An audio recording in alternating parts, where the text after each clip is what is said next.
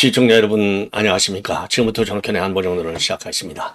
자, 이번 시간에는요, 우선요, 여러분들 잘 아시다시피 세이브 코리아의 손 목사님, 손영보 목사님에 대한 경찰의 압수수색이 진행됐다고 합니다.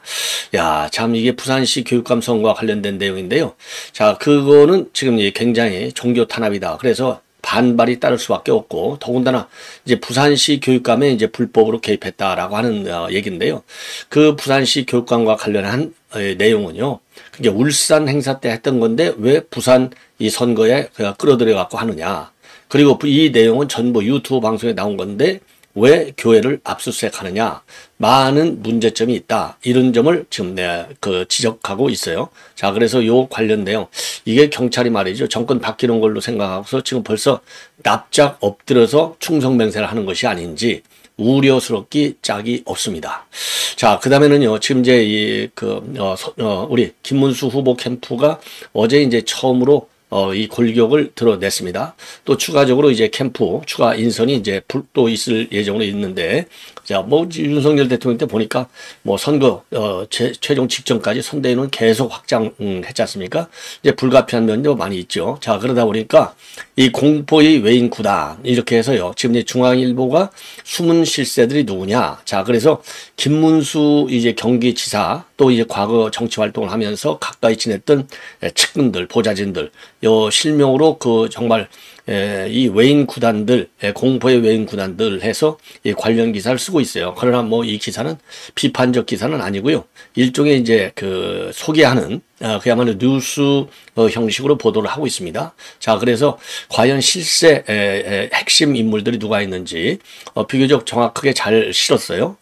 팩트를 기반으로 해서. 그래서 저도 요 내용을 소개시켜 드리도록 하겠고, 대신에 이분들은 말이죠, 별도의 직책을 맡지 않았다고 합니다. 그 이유는 김문수 후보가 절대로 직함을 맡지 않는 것이 좋겠다. 백의 종군하는 것이 좋겠다. 이렇게 해서 이제 측근들이 거기에 동의를 해서 일체 어떤 공적 타이틀은 받지 않는 걸로. 왜냐하면 자칫 잘못하면은 또 이제 갈등 요인이 되지 않습니까? 자, 그런 아주 좋은 사례가 될 수 있겠죠. 그래서 요 관련 내용을 여러분께 설명드리도록 하겠고요. 그리고 오늘 말이죠. 오늘 지금 이제 이 동아일보가 이진영 칼럼, 이진영 논설위원회 칼럼이 되겠습니다. 이진영 칼럼을 싣고 있어요. 오래간만에 이재명이를 때리는 그런 칼럼이 되겠는데, 제목이 민주당 사법부 때리기 연성내란이다. 직격탄을 날리고 있습니다. 여러분들 잘 아시다시피 지금 저도 심야 방송을 통해서도 또 오늘 방송을 통해서도 이렇게 말씀을 드렸는데, 지금 이재명의 민주당이 사법부 검찰을 때리는 것은요, 이거는 독재 국가에서나 가능한 정도로 잔혹하게 때리고 있어요.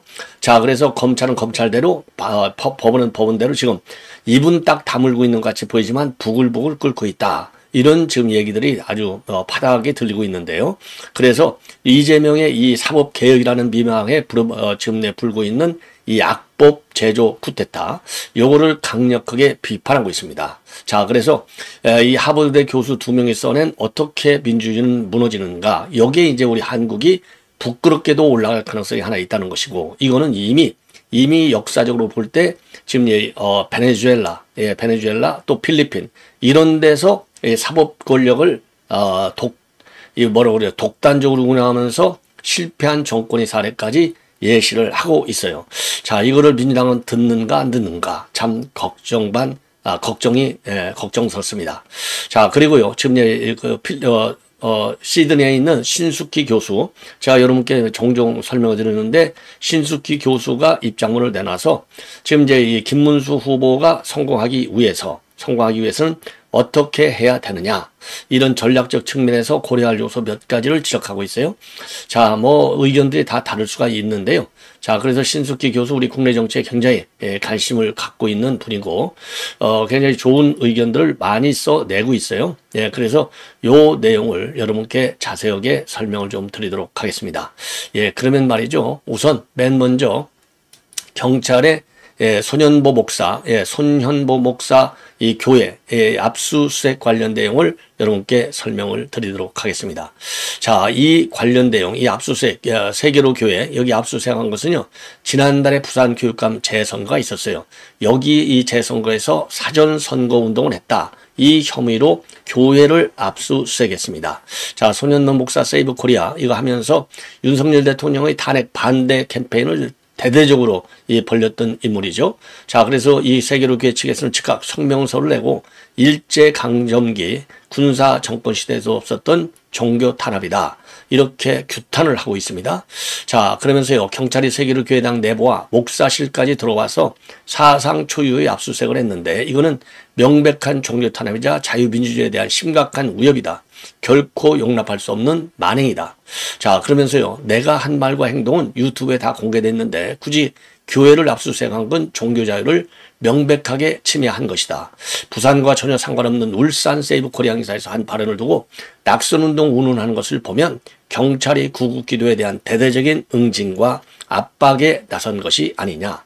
제 핵심 이유는요, 지금의 정성윤 후보의 경쟁자였던 김석준 후보를 떨어뜨리기 위해서 낙선 운동을 했다는 겁니다.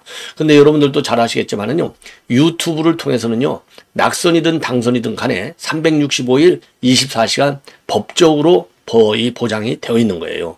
자, 그런데 이게 전부 다 물론 이제 집회를 통해서 했다라는 얘기인데, 아니 집회를 통해서 의견, 아니 지금 이재명이가 한 공직선거법 허위사실 유포, 이것도 전부 그건 자유의사의 표시다. 예, 자유의사의 표시다. 2심에서 무죄를 때렸잖아요. 2심에서 무죄. 그렇기 때문에 이거는 표현의 자유를 갖다가 지나치게 제한한 것이 아니냐. 이렇게 비판하지 않을 수 없어요. 예, 그래서 지금 이제 이 지목하고 있는 것은요, 3월 29일 울산 남구에서 열렸던 국가 비상기도회, 여기에 참석해서 통진당 부산 공동대표였던 인물을 교육감으로 뽑으면 안 된다. 이거 반국가 세력인데 이런 얘기도 못하면 이게 그러면 헌법 무시해버려야지. 헌법 없애버려야지. 이게 도대체 말이나 되는 겁니까? 자, 그러면서 말이죠. 이 정승윤 교육감 후보하고 대담을 하고 그 영상을 SNS에 올린 혐의로 지금 압수수색을 했다는 겁니다. 법정 선거운동이 시작되기 전에 선거운동을 했다는 거예요. 예, 그리고 3월 20일 정부 선거사무실에서 승리기원 출정 시 예배를 갖고 기대하는 마음으로 전부 투표장에 나와 반국가 세력을 척결하고 우파 후보를 찍어서 정말 하나님 나라를 세워야 한다. 아니 이거는 종교의자이지. 이건 예배 올 때 무슨 얘기를 못해요. 이건 도대체 이게 말이나 되는 거냐. 예, 정말 기가 막히다. 그래서 이 세계로 교회를 압수수색해서요, 휴대전화를 확보했다고 합니다. 예, 그래서 부산시 선관위가 지난 1일 날, 지난 4월 1일 날 손현보 목사를 고발했다는 거예요. 야, 이 선관위가 말이죠, 고발할 건 안 고발하고 고발하지 않을 거는 고발하는 이런 이중전 잣대.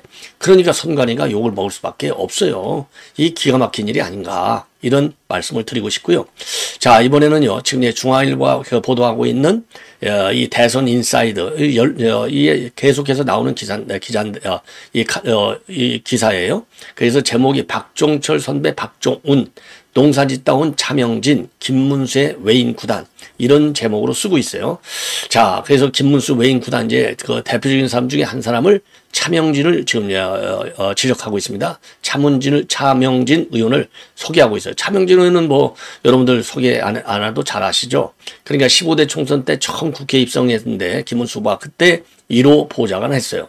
그리고 2006년도에 김 후보 경기지사 출마로 공석이 된 부천 소사 지역구 보궐선거에 출마해서 재선을 지냈습니다. 자, 그러다가 19, 20, 21대 이제 그 낙선이 됐고요. 그리고 세월호 참사와 관련된 이 발언으로 재판을 받기도 했습니다. 그리고 현재는요, 가평, 청평면으로 귀농해서 밭농사를 짓고 있고 요즘 본인의 유튜브 채널 그리고 또 SNS에 좋은 글을 많이 싣고 있습니다. 그 다음에 이제 한 분이요, 지금 밀착 수행 중에 있는데 박종운 전 경기도 경제단체 연합회 사무총장입니다. 자, 이분은요, 이 김문수 지금 후보가 장관이 되니까 정책보좌관으로 영입한 인물이에요. 그 정도로 아주 밀접한 그런 관계를 가지고 있고, 김문수 후보가 이 80년대 초 연 서점에 그러니까 박종훈 경기도 경제단체연합회 이 사무총장이 자주 들리면서 교류가 시작됐다고 합니다. 그래서 이제 그 박종원 총장은요, 90년도 민중당 창당 작업을 할 때도 김문수 후보하고 같이 했다고 합니다. 예. 그래서 경기도 사회단체 연합회 몸담으면서 김문수 후보를 보좌하기 시작했고, 그리고 이 경기도를 나온 뒤에도요, 온라인 매체 논설위 활동하고 택시 운전을 하면서 이 김문수 후보가 고용부 장관이 되니까 정책보좌관으로 합류를 했습니다. 그리고요, 87년도 6월 민주항쟁 때 이 박종철 고문치사 사건과 관계가 있어가지고 이 박종철 부모님들은요, 이 박종원 전 사무총장을 양자로 맞이할 정도로 굉장히 가까운 관계가 있다. 그리고 지금 이제 이 경선 캠프, 승리 캠프의 상황실장을 맡았던 노용수 경기도 비서실장도 있습니다. 김문수 의원 시절에 지역사무실 사무장 겸 비서관이었고 경기도 의원을 지냈습니다. 그래서 내년에 시흥시장 선거에 출마할 예정으로 있다고 합니다. 자, 그리고 경선 캠프에서 총무팀장 1등 팀장을 맡았던 전문순 경기신용보증대장 이사장, 그리고 1등 팀장은 손원희 경기도 경제단체연합회 사무총장도 지금 김 후보의 의원 시절 보좌관과 비서관을 지낸 인물입니다. 자, 그리고요, 캠프 내에서 정책 분야를 담당하고 있는 최우영 전 경기도 대변인, 이분은요, 김문수 경기지사 시절의 대변인과 정책 보좌관을 지낸 핵심 측근입니다. 자, 그래서 90년대 민주당 창당할 때 정책실에서 김문수 후보를 도운 그런 인연을 가지고 있다고 합니다. 자, 그래서 대부분이 말이죠, 김문수 후보하고는 노동운동, 학생운동 이런 걸 하면서 정치적으로 동지관계를 맺은 그런 인물들이 지금 캠프 밖에서, 그냥 캠프 안에 직책은 갖고 있지 않고 백의 종군으로 열심히 뛰고 있다고 하는데 아주 뿌듯한 그런 좋은 뉴스가 아닌가 이렇게 생각이 듭니다. 예. 자, 이제는요, 지금 이제 이 신숙희 교수, 시드니에 거주고 계신 분인데요. 자, 보수파의 승리를 위해서 이러한 전략을 추진할 것을 권하고 있어요. 권하고 있는 내용을 보면은요, 우선요, 이 한덕수하고 한동훈이는 김문수 후보를 도와서 보수태 통합 빅텐트를 구축하라. 예, 이런 주장을 하고 있습니다. 두 번째로는요, 여론 조작을 통한 부정선거를 방지하는 데 각별히 노력을 해야 된다. 자, 그리고 이제 황교안 후보 지지를 확대해서 반드시 부정선거를 막아야 된다. 근데 요거는 저 개인적으로는 저 의견을 좀 달리합니다. 자, 그리고요, 김문수 후보는 트럼프의 부정선거 대응 전략을 벤치마킹하라. 이런 지금 의견을 제시하고 있어요. 나름대로 상당히 좀 고심한 그런 흔적이 있는 건데, 이 한덕수하고 한동훈 이 좀 적극적으로 빅텐트 구축에 조력을 하라. 이거는 뭐 100번 만번 옳은 얘기죠. 그래서 이런 분들이 보다 더 적극적으로 참여를 해야 되겠다. 이런 지금 지적을 하고 있고요. 그 다음에 또 하나 이제 김문수 후보는요, 지금 이제 윤석열을 지지했던 2030 세대 유권자들에게도 좀 더 설득력 있게 다가서야 되겠다. 예. 자, 그리고 또 이낙연, 이준석, 심상정 이런 사람들도 궁극적으로 빅텐트 안에 지금 이제 모셔야 되는데, 순서는 보수사 우파 결집이 먼저다. 그리고 자유통일당의 구주화 후보, 그리고 무소속의 황교안 후보가 연대는 보수 진영의 사기 진작과 에너지 회복의 결정적 계기가 될 것이다. 이런 지적을 하고 있습니다. 자, 그래서 말이죠, 이 단일화라고 하는 것은 보수 결집의 중심부터 시작이 되어야 된다. 그래서 정통 보수의 입장을 명확하고 중심 세력이 결속할 때 과거 실수를 피하고 편방 세력들이 자연스럽게 합류하게 될 것이 아니냐. 예. 그리고 단일화를 이제 현재 이뤘다 한다 하더라도 가장 본질적인 것은 여론 조작, 부정선거 가능성, 이런 거를 막아야 될 것이 아니냐. 그러면서 최근에 SKT 이 해킹 문제, 그리고 선거관리 시스템의 보안 취약성 문제, 이런 문제를 제기하고 있습니다. 자, 그리고 이제 가장 걱정되는 것이 선관위의 해외 동포, 거상 투표, 이런 내용들, 이런 것도 지금, 공정선거의 투명성을 크게 떠뜨리고 있는데, 지금 투표 인원도 25만 명 이상으로 전년 대비 14%가 넘게 증가가 됐다는 것이죠. 그리고 현재 이재명 후보의 지지율이 상당하기 때문에 여론 조작 가능성을 강하게 제기하고 있습니다. 예. 그 다음에는 이제 이 황교안 후보도 좀 지지해서 부정선거를 좀 막아내라. 근데 이제 황교안 후보 지지 문제는요, 일단 황교안 후보가 먼저 자발적으로 문을 닫고 김문수 후보 지지를 선언하는 이 방법이 순서적으로 보면 더 맞지 않나 이런 생각이 들고요. 그리고 트럼프의 부정선거 대응 전략을 벤치마킹하라. 왜냐하면 뭐 트럼프도요, 이 부정선거 문제에 대해서는 아주 각별한 아픔이 있지 않습니까? 그래서 요 내용도 우리가 참고할 필요가 있지 않나 이렇게 생각이 듭니다. 자, 이제 마지막으로 지금 동아일보의 이진현 논설위원이 쓴 요 칼럼을 여러분께 소개해 드리겠습니다. 아주 정리가 논리적으로 잘 돼 있어요. 동아일보 보면 이제 반윤석열 기사로 거의 뭐 95% 차 있는데 오래간만에 이진영 칼럼 여러분께 소개해 드립니다. 자, 제목이요. 이 민주당 사법부 때리기 연성 내란이다 이렇게 되어 있어요. 그래서 민주당에서요, 대법원장도 탄핵하고 특검도 하고 대법원 인원을 늘리고 대법관을 이게 법입니까?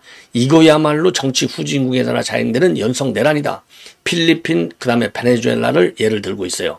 자, 그래서 이런 것은 외형적으로는 내란 종식이다. 민주주의를 복원하겠다라는 미명하에 이런 걸 밀어붙이고 있는데 이거야말로 연성 내란이고 이런 걸 보면 민주주의는 총칼로만 무너지는 게 아니다. 이거 큰일 났다. 이런 우려를 하고 있습니다. 이런 우려를 하고 있어요. 그래서 요 칼럼을 제가 쭉 인용을 해 드리겠습니다. 자, 그래서요, 지금 민주당은 대법원이 선거를 앞두고 이례적인 속도로 이재명에게 불리한 판결, 즉 파기환송하니까 조희대 대법원장한테 희대의 난, 조희대가 이제 희대잖아요. 그러니까 희대의 난을 일으킨 책임을 묻겠다면서 자진사퇴, 그리고 우위법 소지가 다분한 청문회 출석 요구, 자진사퇴도 청문회 출석도 거부하니까 명확한 범죄 혐의도 없이 조희대 특검법을 발의했는데 이 후보 사건에 유죄 의견을 낸 대법관 10명을 탄핵하는 방안도 추진 중에 있다. 그래서 대법원장 손보기는 민주주의 토대인 삼권 분립의 위태롭게 깨하는 초유의 시도이고 독재 국가에서나 일어나는 만행이다. 그 필리핀의 두테르테 대통령 집권 시절에 대법원장이 정부의 직결 처형도 허용하는 범죄자 소탕정과 계엄 선포를 비판하다가 탄핵당한 적이 있다. 두테르테는 그 대법원장이 지적했던 반인도적 살상 범죄 혐의로 얼마 전 체포돼서 국제형사재판소 재판을 받는 신세가 됐다. 철권 통치자가 아니면 엄두도 못 낼 사법부 때리기를 집권 가능성이 높은 제1야당이 하고 있으니 이런 나라 망신도 없다. 옳은 얘기죠. 민주당은 일명 이재명 재판 정지법, 4심제 허용법 과 함께 대법관 수를 갖다가 현행 14명에서 30명, 100명으로 늘리는 대법원 재구성법안도 내놓았는데 민주당은 사법개혁이라고 하지만 정치학 용어로 심판 매수라 부르는 사법부의 제사람 심기 꼼수다. 근대 사법체계의 핵심이 통치권력과 사법권력의 분리인데 민주당 법안이 통과되면 통치권력이 지멋대로 입맛대로 사법부를 구성해서 두 권력 간 분리가 안 되는 원님 재판 시절로 퇴행할 우려가 크다. 경제는 인공지능으로 가자면서 사법체계는 왜 조선시대로 돌아가자는 것인가. 예. 그러면서 국내 공론장에서 수도 없이 인용된 미국 하버드대 교수 2명에 져서 어떻게 민주주의는 무너지는가에 대한 그 체계는 대법관 수를 늘려 어용 판사로 채우다 민주주의를 무너뜨린 심판 매수 사례가 줄줄이 나온다. 베네수엘라가 대표적이다. 차베스는 사법개혁이라면서 모든 국가기관 해산권을 요구했고 대법원은 다수결로 이를 받아줬다. 차베스는 대법원을 해산하고 대법관 수를 20명에서 32명으로 늘려서 혁명적 측근들을 앉히고 대법원장은 법원은 암살을 피하기 위해 자살을 선택했다는 말을 남기고 사퇴했다. 암살이든 자살이든 사법부가 죽는 건 마찬가지인데 이후 대법원이 정부의 불리한 판결을 하나도 내놓지 않은 덕에 차베스는 14년간 잠기 집권할 수 있었다. 앞으로 이 책의 개정판에는 한국의 사법부 손보기 사례가 포함돼 세계적인 반면 교사로 회자될지도 모를 일이다. 이재명 후보의 사법 리스크가 삼권 분립을 흔드는 국가 리스크로 커진 데는 이 후보 책임만 있는 게 아니다. 먼저 정당의 문지기 역할을 한 민주당의 책임이 무겁다. 왜 선거 앞두고 재판을 하느냐고 따질 자격이 없다. 8개 사건에 대해서 5개 재판을 받고 있는 사람을 대선 후보로 선출한 건 민주당이다. 사법권 침해의 폐해를 누구보다 잘 알고 있는 법률 전문가들은 또 어떤가? 대한민국 1호 헌법연구관으로 법제처장을 지낸 인사는 민주당 공동선대위의장으로서 문제의 대법원 판결에 대해 헌재가 윤석열 대통령 파면 결정으로 세계적 각광을 받자 대법관들이 자존심을 찾기 위해 퇴행적 판결했다고 주장했다. 자, 이런 법제처장 이석연이를 오늘 조선일보가 대대적으로 인터뷰를 했어요. 조선일보 저거요, 절연운동을 다시 절도운동을 재개해야 됩니다. 아니, 이석연 같은 사람을 어떻게 조선일보에서 대대적으로 인터뷰해서 선전해 주냐고요. 아주 못된 신문이죠. 정치도 선거도 법 위에 있지 않다고 일관했던 사람이 노무현 전 대통령이다. 그의 초대 법무장관을 지낸 인사 강금실이 요인간 총괄 선대위원장인데 민주당의 대법원장 사퇴 요구에 동의하느냐라는 질문을 받고 당으로서는 충분히 할 말을 했다고 두둔하고 있다. 야, 이 내로남불의 전형들 좌파들 세계에서요. 이들이야 캠프 사람들이라 치자. 헌법학회든 공법학회든 이번 사태에 대해 성명서 한 장 내지 않은 것은 어떻게 이해해야 할까? 그러니까 우선 민주당 책임, 두 번째로는 조금 전에 말씀드렸던 대로 이 캠프 안에 있는 인물들의 책임, 그리고 세 번째로는 이 학회, 이거 도대체 뭐하고 있느냐 이거지요. 법대 교수들 몇 명이 국회에서 규탄 성명을 발표했나 해서 봤더니 대법원장 사퇴, 대법관수, 대폭 증언이라는 민주당과 똑같은 주장을 하다 끝났다. 무엇보다 중요한 것이 사법부다. 이재명이는 사법부의 총무가 우리를 향해 난사하면 고쳐야 한다고 얘기했다. 지금의 사법부에는 사법부로 향하는 권력의 총구를 막아낼 의지가 있는가? 이재명의 출석 의무가 있는 재판들이 모조리 선거 이후로 미뤄졌는데 사법부가 암살을 피해 자살을 택한 것이 아니라 믿고 싶다. 이 후보는 대선 공약으로 대통령 개혁권 통제 강화, 사법 개혁을 통한 내란 극복, K민주주의 위상 회복을 내세웠다. 대통령의 어리석은 비상계엄 사태가 재발하지 않도록 하겠다는 다짐일 테지만 요즘 민주주의 붕괴는 군을 앞세운 쿠데타가 아니라 선출된 지도자 손으로 이루어진다. 폭력을 내세운 경성내란은 가시적이어서 경각심을 갖고 막아낼 수 있어도 합법과 다수결을 통한 연성내란은 난이 일어난 줄도 모르고 당한다. 민주주의는 총칼로만 무너지지 않는다. 이진영 교수는 아주 칼럼 굉장히 참 잘 썼습니다. 아주 잘 썼어요. 예, 정말 동아일보 답지 않게 동아일보 반란을 일으킨 것 같아요. 이진영 교수는 또 이거 혹시 이거 신문사에서 피해보는 거 아닌지 모르겠네요. 아주 좋은 칼럼이 되겠습니다. 여러분들 꼭 일독하시기를 권고해 드립니다. 대단히 고맙습니다.